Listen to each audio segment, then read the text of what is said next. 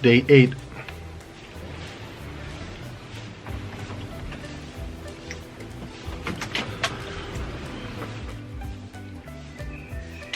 Just had breakfast. Usually bring breakfast about 9.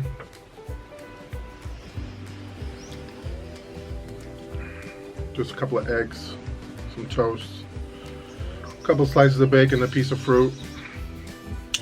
There goes my cholesterol. I just had my physical back in the US, and my cholesterol was good. The numbers were really good.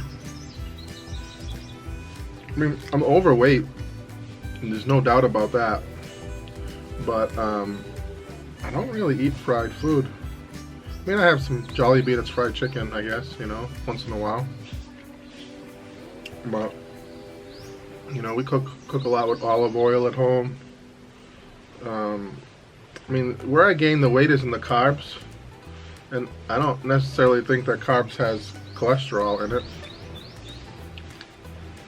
You know, they say that, you know, clams and things like crabs have a lot of cholesterol in it, but I'm not buying it. I eat that stuff all the time.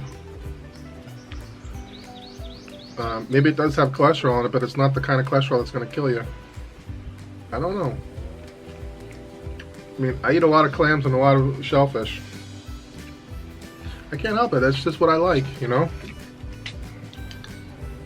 You know, years ago, I was about 40 years old, and I was having this problem where I was constantly nauseated, like every single day, to the point where like I couldn't even eat.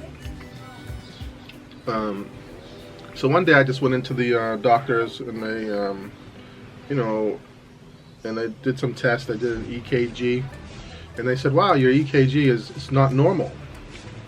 Maybe you have like blockage in your arteries." So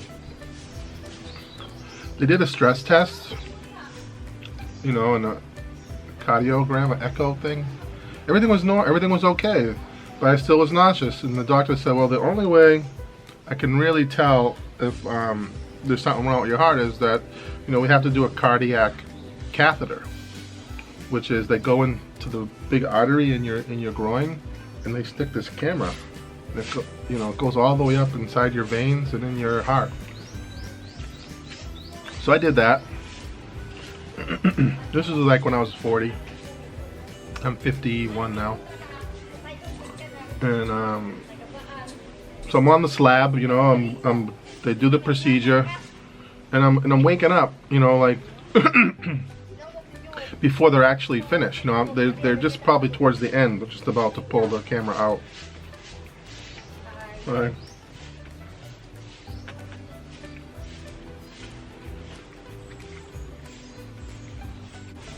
And my eyes are open, and there's that big flat screen TV. Hey, Morning. how are you? Good morning. So they're pulling the thing out of my leg, and I look up on the screen, and I can see my arteries, you know. And I'm talking to the cardiologist, and he's asking me why am I here? You know, why am I on his table? Because he can't understand why. Because as he's pulling the thing out of my leg, I said, you know, how does it look? And he's like, you have beautiful, beautiful arteries. And that was when I was 40. Not an ounce of plaque. He said, whatever I've been doing, just keep doing it.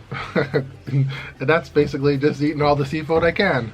You know, crabs, lobsters, shrimps, squid, fish, pizza, pasta. I try to stick a salad in there, but I'm not a big salad eater. The problem is with salad is I love a salad if it's drenched in salad dressing, and that kind of defeats the purpose. But anyway, so I don't even know how I got on this subject, but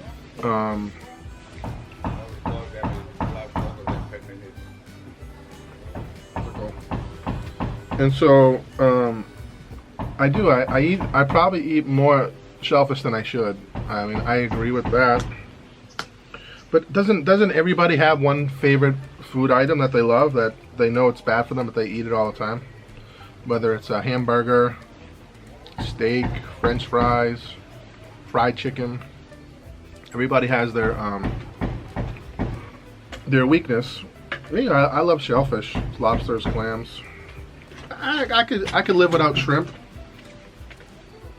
But with lobsters and clams, I love, and crabs, I love the most.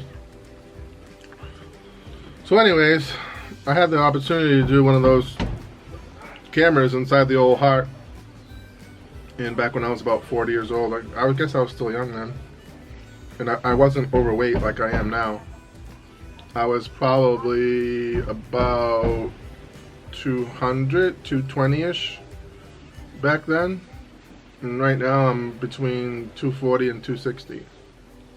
That's where my weight fluctuates. So yeah, I did gain some weight, but the cholesterol was still in the normal zone. So who knows? Who really knows? I mean the body, the way it works, it's still a mystery. They still don't understand how cholesterol works inside the body. I really think that and then you see these skinny people who have all kinds of heart problems. So, I don't know. You got one life to live, and you should enjoy it. You should be able to eat what you want. If you want to be skinny, be skinny. If you want to be fat, be fat. But you got one life. And everyone's entitled to live it the way they want. Eat what they want. Say what they want.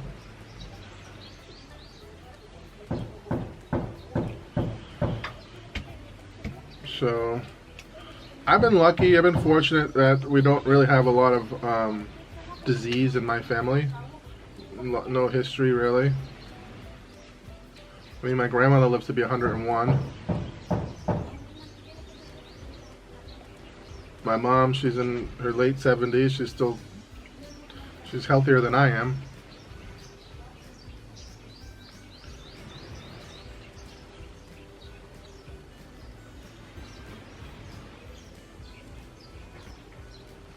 So day 8, I'm just listening to the waves crashing. It's been windy and stormy just about every night. Right now it's a blackout, no power. Lynn is in the mountains. It's Marianne's son's birthday today. So she went up there for the day. She actually left last night because it's kind of a long way to go just to do it in one day. So she dropped off dinner last night for me, and then she went up to the mountains. It's a couple hour ride from here. And then she'll be back tonight, sometime tonight. Hopefully, if it doesn't rain. If it rains, she can't leave the mountains because the road gets washed out. You'll get washed away. It's pretty dangerous. That one spot is very dangerous. So, not much. I just figured I'd say hello, give you guys an update. I got a lot on my mind, thinking about everything that has to get done at the house. I got to do the landscaping at the front of the house. I'm going to make some rock gardens out there and plant some flowers. I need to do the new chicken house. And I'm thinking about building another villa on the property, but a native one, you know, a much cheaper one, but still nice enough where I could rent it out for $50 a night. I think when the time comes, things get back to normal, I'm gonna reserve my villa just for you know, luxury rental. I spent way too much money on that villa just to rent it out for, you know, $70 a night. And if I don't get any customers, then that's fine with me. But I think if I'm gonna rent that villa out in the future, it's gonna be more like $150 a night. and reserve the Bayakubo villas for $50 a night. So that's it. You know, when we shut down, our last guest I think was the end of January, and that's when the virus started picking up. And I said, that's it, no more guests. So I cut it off. But up until that point, we were booked, and things were so busy before the virus came. And I believe that by this time, if there was no virus, we would have worked out all the kinks and had enough reviews where we probably could have gotten over $100 a night for that room. The master villa. I mean, you guys see it all the time on the video. It's like a 3 million peso villa. Nothing in that villa is cheap. The tiles, the bed, the mattress, the plumbing, the shower, the glass, the toilet. The toilet's a Kohler toilet. It's a, you know, nicer than the toilet I have in the USA. The only thing our place lacks, is a pool. And I'm just so hesitant to put a pool in because, you know, the baby, maybe when she learns to swim, I'll feel more comfortable about it. But also the maintenance. You know, I grew up as a kid, you know, 16 to 18 years old. I was a lifeguard, you know, had to get my certificates and training and all that stuff. And part of the job of being a lifeguard when you're at a pool is you got to take care of the pool. You got to do the chemicals and test it. So I know firsthand what it's like to take care of a pool, and it's a daily chore. I mean, if you can't just leave it, you know, for a couple of days, the pool will get all messed up, and then it takes like 2 weeks just to get the balance back, the chemical balance back, where the water will get clear. You know, when you go to a pool and you smell that strong chlorine smell, it's not chlorine that you're smelling, it's the chloramines. It's the bacteria eating up, you know, feeding on itself inside the pool. So the pool is a big commitment, and I just don't know if I'm ready for that. But that would be the only thing our place lacks is a pool. I mean, we're not beachfront. You don't have a view of the beach, but even here, I'm at the resort, and I'm looking at the ocean. I mean, I can see it through the trees, but it's not like I have a clear view. It's not like there's nothing here. I mean, other than the sound of the waves, there's nothing here that I don't provide that this place provides. I mean, we have a beach, beautiful beach. We have a deep water beach. Over here, this part of the Anda, it's very shallow. You can't really swim. You'd have to go way out. And it's all rocks and weeds. I mean, we have an actual sandy beach at the end of my street, which is beautiful for swimming.